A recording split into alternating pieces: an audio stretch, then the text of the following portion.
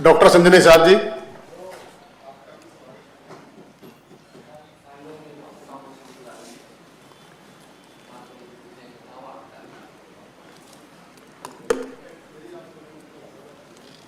माननीय अधिष्ठाता महोदय, आपकी अनुमति से आज राज्यपाल महोदय के अभिभाषण पर जो बोलने का जो अवसर मिला है,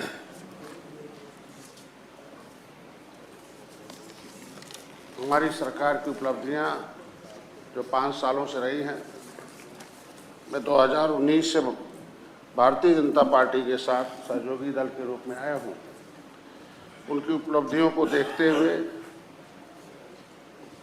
पिछले जितनी सरकारें रही हैं और उनका जो आपस का जो देखने को मिला, जिसे उसको देखा जाए उदाहरण के स्वरूप पर, तो उसमें मैं जो भाषण में बिंदुएं रखे गए सरकार की उपलब्धियों के, मैं उस धन्यवाद प्रस्ताव का समर्थन करता हूं। निषाद पार्टी, हमारे जितने भी सहयोगी दल भी हैं और हमारे जो क्षेत्र के कार्यकर्ता हैं, वो सभी लोग इसके लिए बधाई के पात्र हैं कि हमको इस अवसर पर, हम तो क्षेत्र में सड़क पर संघर्ष कर रहा था एक समुदाय के हक अधिकार दिलाने के लिए, लेकिन आज सदन तक सहयोगी दलों की मदद से, भारतीय जनता पार्टी के सहयोग से इस सड़क से सदन पर आकर मैं अपनी बात आपको रख रहा हूं। उसके लिए सबको मैं धन्यवाद देता हूं। और जो राज्यपाल महोदय अपने अभिभाषण में उत्तर प्रदेश को उत्तम प्रदेश बनाने की ओर अपना विशेष ध्यान दिया, महामहिम राज्यपाल के अभिभाषण का भी विरोध ठीक उसी प्रकार है।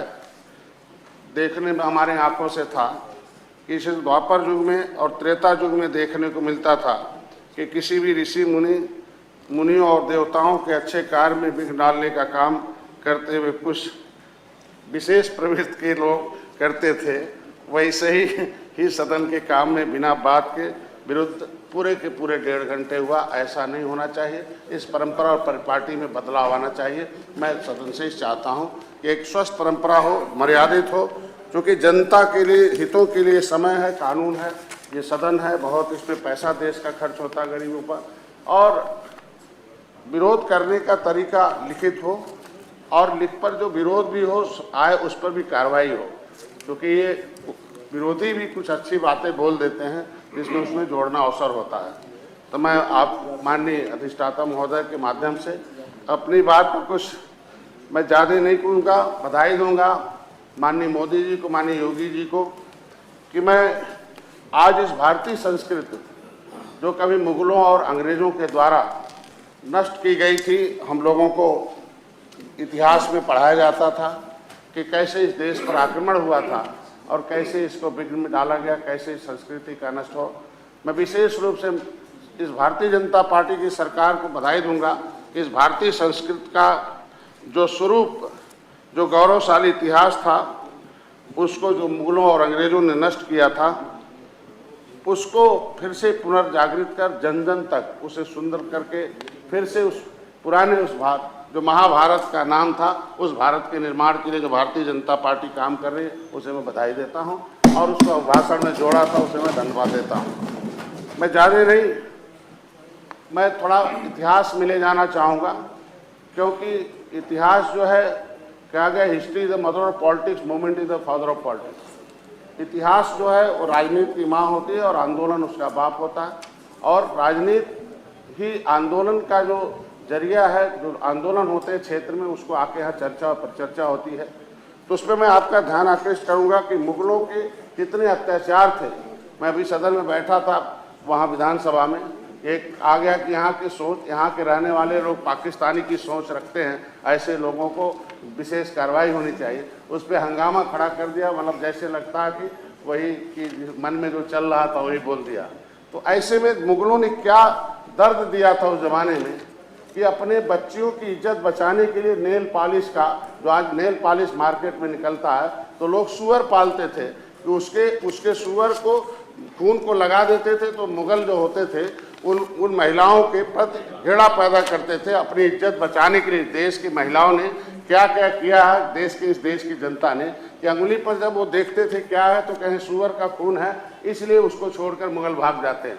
और ऐसे मुगलों के लिए कुछ लोग समर्थन करते हो, ये हम लोग उसे बर्दाश्त, भारतीय ये जो समाज है, ये संस्कृति है, नहीं बर्दाश्त कर सकती है। ऐसे में क्या क्या हुआ था, जब इस देश में अंग्रेजों को भगाने का काम किया, कानपुर एक जगह है, सती चौरा घाट है, वहाँ 300 नावों को हमारे मछुआरों ने भगाया था। पहले सड़क नहीं थी, तब पहले रोड, ये बाईपास नहीं था, बड़े संसाधन नहीं थे, बाईवान नहीं था, नदियों के माध्यम से अंग्रेज आते जाते थे। तो उसका नतीजा था कि डुबो के मारने के नाते जो 27 जून 1857 को 300 नाव में डुबाया था समाधान लोचन निषाद और उनके अगुवाई में जो नाव थे, अपनी नाव तोड़कर उन्हें डुबाया था। अंग्रेजों ने उसमें एक जो ब्लैक स्मिथ कमांडर बचा था और जो अंग्रेज को लिख कर दिया महारानी को, तो ऐसा क्रूर कानून बनाया कि 12 अक्टूबर 1871 को कि ब्रिटिश पार्लियामेंट में डिबेट किया स्टीफन नामक सांसद ने कि डॉक्टर का बेटा डॉक्टर होता, वकील का बेटा वकील होता है और बदमाश का बेटा बदमाश होता। मानिए इस इतिहास को पन्नों में जोड़ा जाना चाहिए, विषय पढ़ाया जाना चाहिए, जो हमारे आने वाली पीढ़ी जो है ये अंग्रेजों और मुगलों की जो क्रूरता है वो देखे और मेरी भारतीय संस्कृति क्या है। उसमें उन्होंने और नहीं आगे और कृत किया कि 12 अक्टूबर 1871 को एक क्रिमिनल ट्राइब्स एक्ट किया कि ऐसी जो जातियां जो अंग्रेजों से लड़ रही हैं, 578 जातियों को कानून बनाकर उजाड़ लिया, उनका खेत बाड़ी घर द्वार सब छीन लिया। ऐसी सारी जातियां, ऐसे नहीं कहता हूं कि केवल निषादों में हैं, ऐसे ढेर सारे जो लड़ रहे थे, उसमें कुर्मी भी हैं, जाट भी हैं, गुर्जर भी, बहुत से हमारे पास लिस्ट है। और उनसे लड़ने वाले जो आज पाइपलाइन में हैं, जो आज के दिन में सड़कों पर वो पाइपलाइन में है, पॉलीथीन में है, जो आज पुलिस वाले उन्हें बावरिया कहते हैं, वो इस देश को आज़ाद कराने वाले हैं। एक अगरिया जाति है जो महाराणा प्रताप के लिए हथियार बनाते थे, आज उनके लिए ठेला जो है उसमें जाइए तो महाराणा प्रताप का पूरा चिन्ह उसमें मिलता है। तो मैं इस सदन के माध्यम से चाहता हूं कि ऐसा जो समाज सड़कों पर घूम रहा है उस पर भी सदन को विचार करना चाहिए। और आज के दिन भारतीय जनता पार्टी को धन्यवाद दूंगा कि ऐसे सारे इतिहास को बाहर ला रही है, उसके लिए काम कर रही है, विचारणी बिंदु उसमें जोड़ा जाना चाहिए। एक्ट बनाया, क्रिमिनल ट्राइब्स एक्ट से बर्बाद किया, हमारे लोग नाम बदल के छुप गए, तो उन्होंने कहा ये कहाँ चले गए, तो पता चला उनकी माँ, उनकी जो औरतें होंगी, उनके जो पेट में बच्चा होगा वो उस जाति का होगा। वो जातिगत जन्म जाति अपराधी घोषित कर दिया। जाति से कोई अपराधी नहीं होता देश को आज़ाद कराने वाले लोगों को। तो महिलाओं को जेल में बंद किया गया, जो बच्चे पैदा होते थे उन्हें जेल में अंग्रेज मार देते थे, इतनी क्रूरता किया था। फिर उनके रोजी रोटी का साधन किया, एक एक्ट बनाया फेरीज एक्ट, घाट छीन लिया, कहा अगर नदी से तुम्हें पैसा कमाना है तो तुम्हें पहले अंग्रेजों को पैसा देना होगा, तब तुम्हें जाके उस पर काम करने की इजाजत मिलेगा। फिशरीज एक्ट बना दिया, माइनिंग एक्ट बना दिया, फॉरेस्ट एक्ट बना दिया। और वो जो पट्टा नीति उस समय में लाया, वो पट्टा दिया गया कि भाई जब सरकार को रुपया जो कमा के देने के लिए तैयार होगा निषाद, वही उस मछली को मारेगा, पट्टा लेगा। मेरा समाज अब कमा के देने लगा, कोई उसमें धनी होने लगा। उन्होंने कहा इसमें टेंडर नीति लाओ, दो निषादों को लड़ाए, जो अधिक अंग्रेजों को कमा के देगा उसे पट्टा दिया जाएगा। तो उन्होंने कहा अभी नहीं, इसमें दो ही परेशान हैं, एक कलम कहीं पढ़ने निकल जा रहे हैं, कहीं और मछली मारने में फंसा दो। उसने समितियों का निर्माण किया कि 100 लोगों को लाओ, सहकारी समिति के नाम पर 100 लोग मिलकर जब अंग्रेजों को कमा के देंगे तब जाके वो जीवन यापन कर पाएंगे। ऐसे सारे जेल अंग्रेजों के बनाए हुए जो कानून हैं उस पर मैं सदन में आया हूँ, विचार करना चाहिए। मैं आज के दिन में भारतीय जनता पार्टी को धन्यवाद दूंगा, ऐसे ढेर सारे कानून जो है उसे बदल रही है। आज के दिन में 31 अगस्त 1952 को देश आजाद हो गया। 1947 में संविधान बना 26 जनवरी 1950 को, लेकिन ये जातियां उस काले कानून से पड़ी रही, वो छुपी रही, जंगलों में घूमती रही।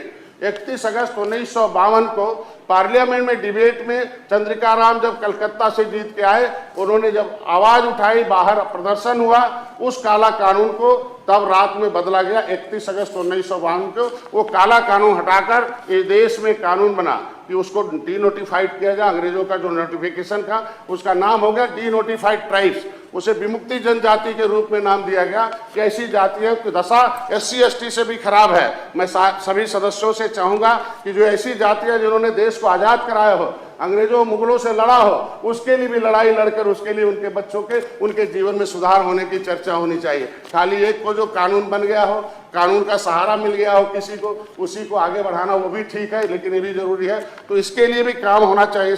माननीय जी, 31 अगस्त 1952 को जो कानून बना उससे उसमें लिखा गया, पहले चीफ सेक्रेटरी थे YK भांडारन, उन्होंने लिखा कि इनकी दशा SC ST से भी खराब है, क्योंकि उस समय पटेल जी थे। उस समय पटेल जो है उनके पिताजी झंझेवर भाई पटेल थे, वो भी इनके साथ लड़ाई लड़ते थे, वो भी जेलों में थे। इसलिए कुछ जातियां हमारी जो इलाहाबाद के समय पटेल लिखती है, हमारे लोगों को काला पानी की सजा भेज दिया बर्मा, इसलिए आगरा के लोग बर्मा लिखते, हमारे निषाद मछुआ समुदाय के लोग। इतनी क्रूरता हुई कि वहाँ तेल पेरा जाता था, वो तेल अंग्रेजों की रानियों के सर पर रखा जाता, इतनी क्रूरता थी। जब पटेल जी गृह मंत्री बने, उन्होंने जब जेलों में गए तो जेलों में एक इंक्वायरी हुई, तो उन्होंने जेल वाले मिले जो बंदी थे, उनसे पूछा क्यों बंद है। उन्होंने कहा केवल जाति के नाते बंद है, ये देश की आज़ादी के नाते बंद है। तो उन्होंने अपनी सेक्रेटरी को तुरंत उन्होंने कमीशन बनाया, Anantha Sayanam Ayyangar committee, criminal tribes act inquiry committee 1949-50। उस कमेटी ने रिपोर्ट दिया कि इनकी दशा SC ST से बहुत खराब है।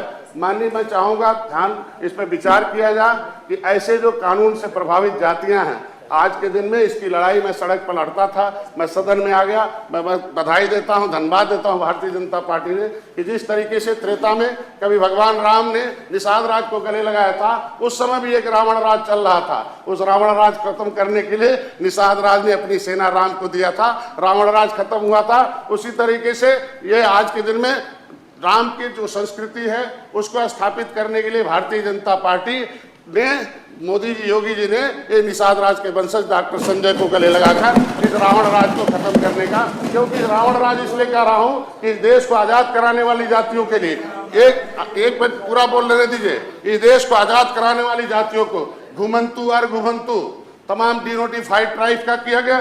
इसमें कमीशन बनाए गए कि पहला कमीशन बना देवर जनजाति कमीशन 1960 में, 1965 में BN लूकर कमेटी बना, बालकृष्ण रेणुका कमेटी बना। ये कमेटी बनाते रहे, ऐसी कमेटी बना दिया कि अंतिम में आज तक 2008 की कमेटी आज तक लागू नहीं हुई, कूड़ेदान में डाल दिया। मैंने सदन में आवाज उठवाई थी, मानी जो हरिभाऊ राठौर थे बॉम्बे के, मैं इस पर रिसर्च कर रहा था, मैं किताब लिख रहा था। 6 घंटे बहस हुई सदन में, मीरा कुमारी जी लोकसभा अध्यक्ष थे। इस 6 घंटे देश को आजाद कराने वाली जातियों के मामले को कूड़ेदान में डाल दिया। तो मैंने फिर गुस्से में आया, अपनी टीम बनाया, हमने कहा जब इस देश को आजाद कराने वाली जातियां कूड़ेदान में जा सकते हैं तो ऐसे सरकार को भी कूड़ेदान में जाना चाहिए। उसे भारत में कोई उसे राज करने का कोई अधिकार नहीं है। साथियों, माननीय महोदय जी, ज्यादा कुछ नहीं कहूंगा। इसमें जो 1950 जो संविधान लिखा गया उसमें एक सूची बनी, सूची में 66 समूह आ गया। समूह हुआ कि भाई इतनी जातियां हैं, उन्हें संविधान में नहीं लिखा जाना चाहिए, तो उसके एक ग्रुप हुआ, जातियों का एक समूह बनाया गया, लेदरमैन, जिसे अनुसूचित मतलब होता नीचे, सूचित मतलब सूचित किया जाएगा कि तुम कैसे नीचे आ गए। पहले तो तुम्हारे पास खेत बाड़ी था, ये देश में आजाद सा संस्कृत था, जब राम राज था तो सभी सुखी थे, सबके पास खेत थे, धन दान थे, तो कैसे नीचे आ गए। तो अनु मतलब नीचे, सूचित मतलब सूचित किया जाएगा ऐसी जातियों के लिए कि भारत के संविधान में व्यवस्था बना है कि तुम्हारा बेटा स्कूल जाएगा, पढ़ेगा, वजीफा पाएगा, उधर से लेके आएगा कि जिस तरीके से बड़े का बेटा कटलेट आमलेट चॉकलेट देख जाता है, उस गरीब का बेटा भी कटलेट आमलेट चॉकलेट जाएगा, पढ़कर वो बड़ा होकर वो भी अधिकारी कर्मचारी बनेगा। लेकिन मानवरीय जातियां जो है 1947 से लेकर 1952 तक 5 साल 16 दिन तक गुलाम थी, इनको आरक्षण का लाभ नहीं मिल पाया। और उस समय जो लोग आरक्षण का लाभ ले लिए वो पहले हो गए। उसी तरीके से ट्रेन में जो बैठ गए तो दूसरे को कहते हैं तुम्हारे लिए जगह नहीं है, उसे नीचे ढकेल देते हैं। आज के दिन में मैं उसी पर आ रहा हूँ। 5 साल 16 दिन जो जातियां देश आजाद होने के बाद भी, आजादी कराने वाली जातियां 5 साल 16 दिन गुलाम हुई हैं, उन जातियों पर विचार होना चाहिए। मेरा सदन से ये मामला है, क्योंकि आज के दिन में जो मैं यहाँ देख रहा हूँ कि जो यहाँ निश्चित रूप से कानून बनता है, ऐसे लोगों को सम्मान मिलना चाहिए। वो अंथा सैमन अंगार कमेटी में रिपोर्ट में आया कि ऐसे जातियों के दरवाजे पर ताम्र पत्र लगना चाहिए कि ऐसे घरों के लोग जो है इस देश में अंग्रेजों से लड़े थे, उजड़े थे, उन्हें बसाने की व्यवस्था भारत सरकार का है। ढेर सारा उसमें आया। तो मेरे कहने का मतलब है लेदरमैन को तो मिल जाएगा। अनुसूचित जात आयोग केवल लेदरमैन की सुरक्षा करता है, वो 66 समूह कहाँ जाएगा? एक आपके मान्यवर आपके यहाँ सामाजिक न्याय समिति बनी थी, उसमें रिपोर्ट दिया गया था कि जो है अनुसूचित जाति की 23% जो रिजर्वेशन है वो एक विशेष जाति के लोग उसके ज्यादा कब्जे में हैं। 27% जो रिजर्वेशन है पिछड़ी जाति का, उसमें ढेर सारे लोग कब्जा किए हुए हैं। तो मैं कहता हूं मान्यवर, ऐसी जातियों के लिए कोई व्यवस्था बननी चाहिए जिनके लिए काम हो। आज के दिन में उसकी सूची मेरे पास मौजूद है, उसमें 53 नंबर पर मझवार है। 1961 में गिनती हुई, 1931 में गिनती हुई, 41 में हुई, 51 में सरकार नहीं थी, 1961 में पहली गिनती हुई थी। हमारी आबादी उस समय 8 लाख थी, आज के दिन में 7,000 हो गई। दुनिया की आबादी बढ़ती है, अब देश को आज़ाद कराने वाले जातियों को कानून से कलम से मार के कम कर दें। आज के दिन में 6,000 हुई है। अब बताइए, इस पर विचार करने की जरूरत है। इस पर देखिए सेंसस मैनुअल 1961 ये है, ये भारत सरकार ने छपवा रखा है कि कौन सी जातियों को कहाँ गिना जाना चाहिए। गणना होगा 2021-22 में। ये मैनुअल 1961 का मैं सदन से मांग करता हूं, अगर 1961 का ये मैनुअल भेजा राष्ट्रपति ने, इसको जो है नोटिफिकेशन किया है। और नहीं मान्यवर महोदय जी, अब आपको एक अवगत कराऊंगा कि ये जो राष्ट्रपति का नोटिफिकेशन है, 1-2 मंत्री दिल्ली के नाम नहीं लूंगा, शर्म आएगी नाम लेते हुए, मंत्री हैं उस जमाने के, उन्होंने इनकी फाइल गायब करा दी है। उसके लिए मैंने नई दिल्ली संसद भवन मार्ग में उन मंत्रियों के खिलाफ मुकदमा लिखा रखा है।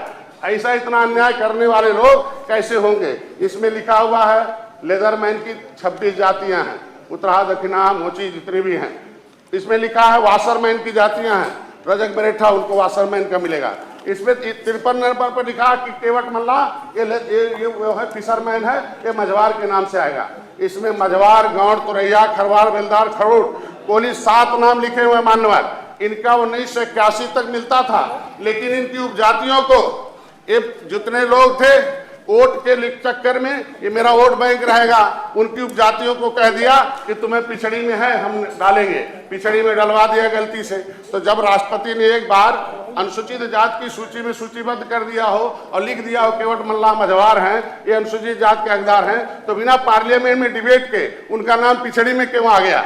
उससे आगे चलिए मानवर कि मझवार जब इसमें लिखा हुआ है, तो ये समाजवादी पार्टी 2016 में कई बार कहती रही कि हम देंगे। 2007 में माननीय मुलायम सिंह ने लिख भी दिया था, जो अनकॉन्स्टिट्यूशनल था। जब दिल्ली में लिखा हुआ है कि जो अनुसूचित जाति की सूची में शब्द होगा उसी नाम से दिया जाएगा, केवट मल्ला से जारी करके इनको गुमराह किया गया।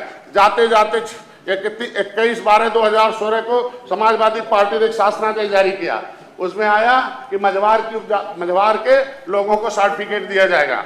उसमें लिख दिया अंतिम में कि केवट मल्ला कह के जो रोकेगा वो जेल जाएगा। मानवा उसमें उसी दिन दूसरे दिन 22/12/2016 को एक ही दिन बाद एक दूसरा शासनादेश जारी हो गया कि ये 17 पिछड़ी जातियां ये अनुसूचित जाति के हकदार हैं। मैं इनको स्पेसिफाई नहीं कर रहा हूँ, क्लियरिफाई कर रहा हूँ। इसको दोनों को लेकर एक अम्बेडकर ने स्टे कर दिया, 31 स्टे ले लिया उसने। 31/12/2016 को मानवर राज्यपाल ने अधिसूचना जारी कर दिया कि ये केवट मल्ला, बिंद, कश्यप, कहार, राजभर, ये 17 पिछड़ी जातियां अब पिछड़ी जाति के लिस्ट से बाहर कर दी जाएंगी और उन्हें अनुसूचित जाति का हकदार होगा। मानवर सबको मालूम है कानून का संविधान है, संविधान के सारे देश चलता है। कोई राज्यपाल और राष्ट्रपति का जब नोटिफिकेशन हो जाता है उस पर कोई कोर्ट स्टे नहीं देता है। मंत्री समय का ध्यान रखें। 1 मिनट सर, ज्यादा समय नहीं लूंगा।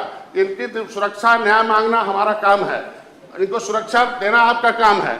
आप जैसे इनकी सुरक्षा दे रहे हैं, पढ़े लिखे लोगों को दे रहे हैं, तो ये गंवार जो देश को आजाद कराने उनको भी सुरक्षा देना आपका काम है।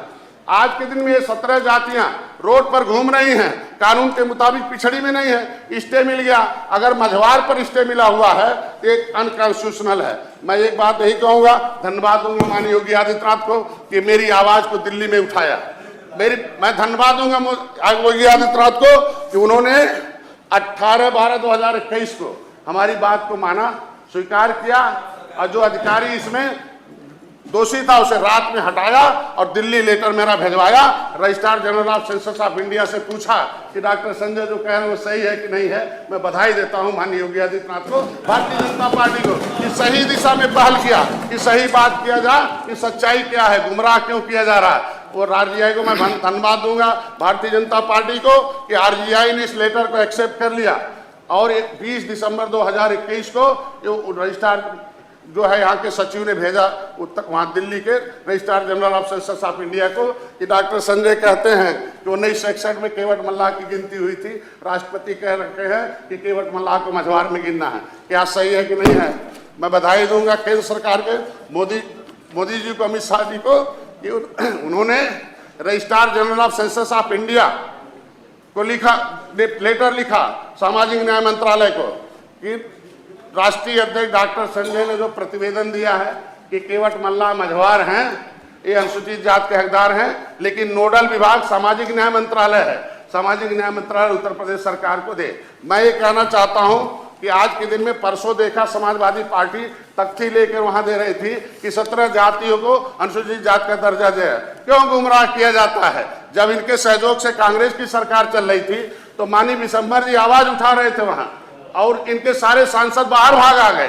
दिल्ली में हमारे लिए काम नहीं करेंगे और यहाँ समाज को गुमराह करके काम करेंगे। मैं तो यही कहूंगा कि पिछड़े के नाम पर नुमाइंदगी करने वाली समाजवादी पार्टी आज के दिन में पिछड़ों ने जिस तरीके से नकार दिया, मैं धन्यवाद दूंगा माननीय भारतीय जनता पार्टी को कि पिछड़ों में मिल गया था आरक्षण, लेकिन नौकरी में आरक्षण था, पढ़ाई में आरक्षण नहीं था। पढ़ाई में मोदी जी ने आरक्षण दिया है, मैं बधाई दूंगा भारतीय जनता पार्टी को। पिछड़ा वर्ग आयोग को सुरक्षा दिया उन्होंने, हम अनकॉन्स्टिट्यूशनल थे। मैं आपसे उम्मीद यही करता हूं कि 66 समूह को आपको सुरक्षा देना है, न्याय देना है। इन जातियों के साथ जो अन्याय हो रहा था उसके साथ आपको कुछ नहीं करना है। बधाई दूंगा इन जातियों के विकास के लिए सोचा, मोदी जी ने सोचा, अमित शाह जी ने सोचा, मत्स्य मंत्रालय को अलग करा दिया। 70 साल से अंग्रेजों ने तो क्रूरता की। 7 जून 2015 को मानिए, मैं आपके सदन का आपका सेवक हूं, आप बस ज्यादा नहीं, मैं सेवक हूं। अपनी आवाज को मैं उठा रहा था, मेरे लोग 7 जून 2015 को कसरवल कांड, मैं रेल केंद्र सरकार की होती है, मेरे लोग रेल से आवाज उठा रहे थे, समाजवादी पार्टी ने गोली मरवाया, एक मेरा भाई मारा गया और मेरा भाई मारा गया और 302 का मुलजिम हमें बना दिया। मैं बधाई दूंगा मानी, मेरे को जेल में हमें तन्हाई में रखा गया था। मैं धन्यवाद दूंगा योगी आदित्यनाथ को, ये मेरा जान ऐसे लोगों को देश में राजनीति करने का हक नहीं है। हमें सबसे बड़ा अपराधी घोषित किया था, कई जगह नहीं था, कहाँ कैसे जिंदा है मैं जानता हूँ। मेरे पास न्याय होना चाहिए। माननीय जी, इन जातियों के साथ वो मेरा मुकदमा वापस होना चाहिए। मेरे साथ जो जेल में इन्होंने 2015 को फर्जी 302 का मुकदमा लगाया, मेरे 6 साथियों को फर्जी करता दिखा के बंद कर दिया। मैंने 156 दिन दाखिल कर दिया और कोर्ट ने मान लिया कि गोली पुलिस की चली है। मैं चाहता हूं इस पर जांच हो, मेरे मुकदमे वापस हो जाए, सारे लोगों के मुकदमे हो जाए। मैं धन्यवाद दूंगा योगी जी को कि मेरे जान को बचाया है, आगे इस समाज के लिए काम करेंगे। धन्यवाद, बहुत बहुत धन्यवाद, बहुत बहुत धन्यवाद।